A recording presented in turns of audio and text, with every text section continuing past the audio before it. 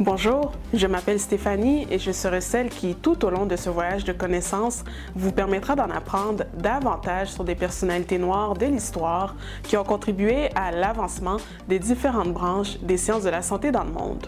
Ces afro-scientifiques d'hier à aujourd'hui. Bonjour, bienvenue à cette 4e capsule de cette 3e saison de la série Ces afro-scientifiques d'hier à aujourd'hui. Au Canada, une infirmière ontarienne a su démontrer son sens du leadership en santé publique. Qui est-elle?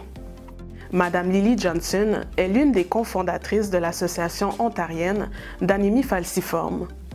Au sein de cet organisme à but non lucratif, Madame Johnson promue la nécessité d'inclure un soutien et des ressources communautaires aux citoyens ontariens touchés par la drépanocytose. Au fil de sa carrière, elle a eu la chance de pratiquer comme infirmière, sage-femme et enseignante en Angleterre, en Écosse et également en Jamaïque.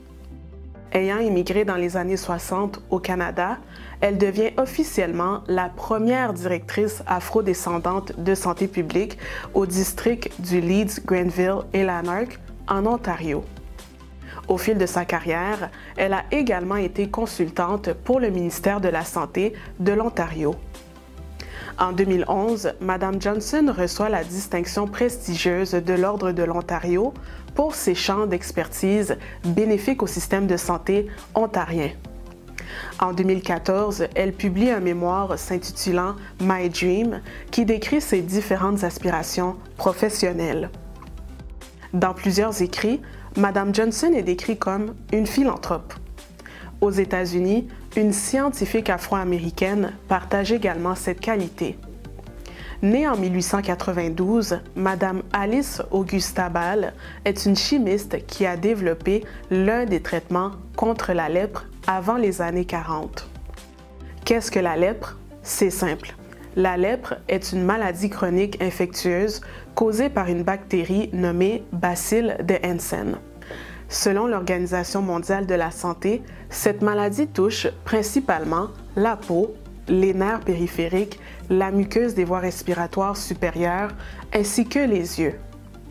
Les lésions cutanées, l'épaississement de la peau et la perte de sensation figurent parmi les manifestations cliniques de cette maladie.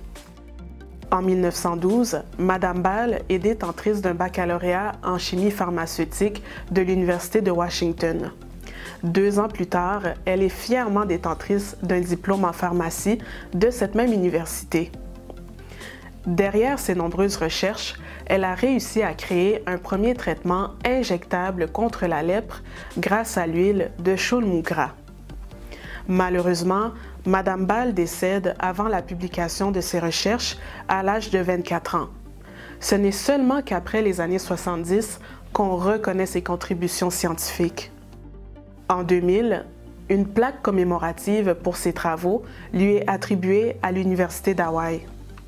La même année, l'ancienne lieutenant-gouverneur d'Hawaï, Mazie Hirono, déclare le 29 février comme un jour commémoratif pour célébrer Mme Alice Ball aux 4 ans.